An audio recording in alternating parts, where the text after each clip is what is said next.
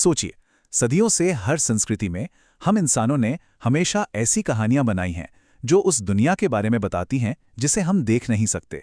ये कहानियां उन नियमों के बारे में हैं जो हमारी जिंदगी को एक अनदेखे बैलेंस में बनाए रखते हैं। तो चलिए, आज इसी रहस्य को समझने की कोशिश करते हैं। अब जरा इस सवाल पर गौर कीजिए, क्या हो अगर इस यूनिवर्स का अपना एक लेजर हो, एक अकाउंटिंग सिस्टम जहां कुछ भी मतलब कुछ भी नजरअंदाज ना होता हो। ये ख्याल ही थोड़ा अजीब है ना? लेकिन दुनिया के कई प्राचीन विश्वासों की नींव इसी ख्याल पर टिकी है। तो सवाल ये है कि ये नियम आखिर हैं क्या? खैर, दुनिया भर की पवित्र किताबों से लेकर हमारी दादी नानी की कहानियों तक सबने इस अनदेखी दुनिया का एक नक्शा बनाने की कोशिश की है। ये नियम हमें बताते हैं कि हमारे कामों का नतीजा क्या होता है और आखिर में इंसाफ कैसे मिलता है। आज हम जिस एक रूल बुक की बात करने वाले हैं वो है गरुड़ पुराण। ये सिर्फ एक किताब नहीं है, बल्कि एक बहुत ही गहरा टेक्स्ट है जो हमें मौत, उसके बाद की जिंदगी और कॉस्मिक जस्टिस के सिस्टम को समझने का एक फ्रेमवर्क देता है। तो ये पूरा सिस्टम, ये कॉस्मिक अकाउंटिंग आखिर काम कैसे करता है? चलिए इसे एक आसान तरीके से समझने की कोशिश करते हैं। मान लीजिए कि ये पूरा ब्रह्मांड एक बहुत बड़ी कंपनी है और उसका अपना एक अकाउंटिंग डिपार्टमेंट है। और इस पूरे सिस्टम का जो सबसे फंडामेंटल रूल है वो है कर्म। कर्म का मतलब सिर्फ अच्छा काम तो इनाम और बुरा काम तो सजा, इतना ही नहीं है। ये तो यूनिवर्स का एक बेसिक नियम है, law of cause and effect. यहाँ सिर्फ हमारे काम ही नहीं, बल्कि हमारी नियत, हमारे इरादे भी गिने जाते हैं। हर एक्शन का एक रिएक्शन होता ही है। गरुड़ पुराण के हिसाब से मृत्यु के बाद आत्मा का सफर फौरन खत्म नहीं हो जाता, बल्कि एक बहुत ही जरूरी 13 दिनों की यात्रा शुरू होती है। इस दौरान परिवार वाले जो पिंडदान करते हैं उससे एक नया सूक्ष्म शरीर बनता है जिसे यातना देह कहते हैं। यही शरीर आत्मा को आगे की यात्रा करने में मदद करता है। ये जिंदा लोगों और गुजर चुके लोगों की दुनिया के बीच एक आध्यात्मिक पुल जैसा है। और ये सफर खत्म होता है यमराज के दरबार में। अब यहाँ एक बहुत ही इंटरेस्टिंग कैरेक्टर हैं, चित्रगुप्त। समझिए कि वो इस कॉस्मिक सिस्टम के सुपर अकाउंटेंट हैं। उनके पास एक किताब है अग्रसंधानी, जिसमें हर आत्मा की जिंदगी का पूरा हिसाब किताब दर्ज होता है। हमारे काम, हमारे विचार, हमारी नीयत, सब कुछ। इसे आप अल्टीमेट कॉस्मिक क्लाउड सर्वर भी कह सकते हैं। और जानते हैं सबसे दिलचस्प बात क्या है? ये कि हमारे कर्मों का हिसाब किताब सिर्फ चित्रगुप्त ही नहीं रखते। हम कभी अकेले होते ही नहीं हैं। गरुड़ पुराण के अनुसार सूरज, चांद, आग, आसमान, धरती, पानी, दिन, रात और खुद धर्म, ये सब हमारे कर्मों के गवाह होते हैं। इसलिए कुछ भी छिपा नहीं रह सकता। तो थ्योरी तो काफी हो गई। अब कुछ कहानियों के जरिए देखते हैं कि ये नियम असल में कैसे काम करते हैं। इन्हें आप उस कॉस्मिक लेजर से निकाली गई कुछ केस स्टडीज समझ सकते हैं। सबसे पहले बात करते हैं अहंकार की, यानी प्राइड की। प्रजापति दक्ष ने एक बहुत बड़ा यज्ञ करवाया, सबको बुलाया, लेकिन अपनी ही बेटी सती के पति भगवान शिव को नहीं बुलाया। उनका अहंकार इतना ज्यादा था कि उन्होंने शिव का अपमान भी किया। नतीजा क्या हुआ? उनके पूरे यज्ञ का विनाश हो गया।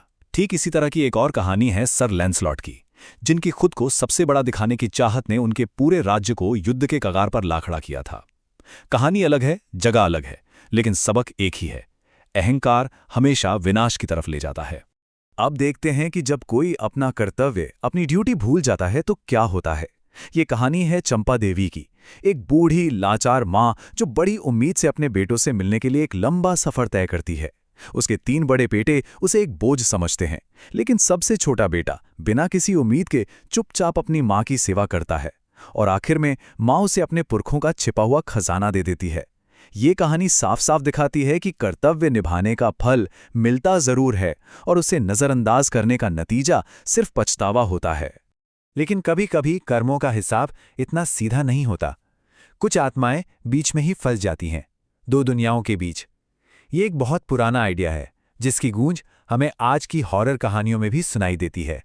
गरुड़ पुराण में साफ साफ बताया गया है कि जिनकी मौत अचानक या अप्राकृतिक तरीके से होती है या जिनका अंतिम संस्कार ठीक से नहीं होता, वो प्रेत बनकर भटक सकते हैं। एक ऐसी आत्मा जो न तो जिंदा है, न ही पूरी तरह से मुक्त। और ये जो डर है ना, ये आज भी हमारी कहानियों में जिंदा है। जैसे अगाथा की मॉडर्न हॉरर स्टोरी, जिसमें एक माँ की आत्मा आज भी अपने पुराने स्कूल के पास अपनी खोई हुई बेटी को ढूंढ रही है। ये कहानियां हमें अधूरे कामों और अधूरी इच्छाओं के नतीजों के बारे में बताती हैं। लेकिन कहानी सिर्फ सजा और डर पे खत्म नहीं होती। ब्रह्मांड का एक नियम ये भी है कि वो हमेशा संतुलन बनाने की कोशिश करता है। कभी कभी तो सबसे बड़ी त्रासदियों से ही सबसे शक्तिशाली चीजों का जन्म होता है। चलिए देखते हैं कैसे। चलिए प्रजापति दक्ष के यज्ञ में वापस चलते हैं। जब सती ने अपने पति का अपमान सुना तो उन्होंने जो कहा वो इतिहास बन गया। ये एक बहुत ही विनाशकारी पल था, लेकिन असल में यहीं से बैलेंस को फिर से बनाने की शुरुआत हुई। ये अहंकार के विनाश का जवाब बलिदान के साहस से था। सती के आत्मदाह के बाद दुखी शिव उनके शरीर को लेकर पूरे ब्रह्मांड में घूमने लगे, जिससे सृष्टि का संतुलन बिगड़ने लगा। तब भगवान विष्णु ने अपने सुदर्शन चक्र से सती के शरीर के टुकड़े कर दिए, और जहां जहां उनके शरीर के अंग गिरे वो जगह पवित्र शक्ति पीठ बन गई। सोचिए, एक विनाश के काम को एक दिव्य सृजन में बदल दिया गया और यूनिवर्स का बैलेंस फिर से कायम हुआ। संतुलन बनाने का एक और खूबसूरत उदाहरण है खामोश राजकुमारी की कहानी। वो बोल नहीं सकती थी, लेकिन उसने एक जादुई लालटेन का इस्तेमाल करके अपने राज्य के सारे छिपे हुए पापों और भ्रष्टाचार को सबके सामने ला दिया। उसने एक शब्द भी नहीं कहा, लेकिन सिर्फ सच दिखाकर न्याय को बहाल कर दिया। तो सवाल ये उठता है कि हम ये सब कहानियां आखिर सुनाते क्यों हैं? प्राचीन ग्रंथों से लेकर आज के हॉरर स्टोरीज तक इनका मकसद क्या है? चलिए इस पर थोड़ा सोचते हैं। बात यह है कि ये कहानियां सिर्फ मनोरंजन के लिए नहीं होती। ये असल में हमारे लिए एक तरह का नैतिक नक्शा है, एक मॉरल मैप। ये हमें हमारे डर का सामना करने में मदद करती हैं और हमें एक उम्मीद देती हैं कि आखिर में इस ब्रह्मांड में एक बैलेंस है, एक न्याय है। ये वो नक्शे हैं जिनका इस्तेमाल करके हम जिंदगी की मुश्किलों को पार करते हैं। और आखिर में एक सवाल, जिस तरह इन कहानियों के किरदारों की जिंदगी को कुछ अनदेखे नियम चला रहे थे, क्या हमारी अपनी जिंदगी में भी ऐसे कोई नियम हैं जो हमारी कहानी को दिशा दे रहे हैं? सोचने वाली बात है।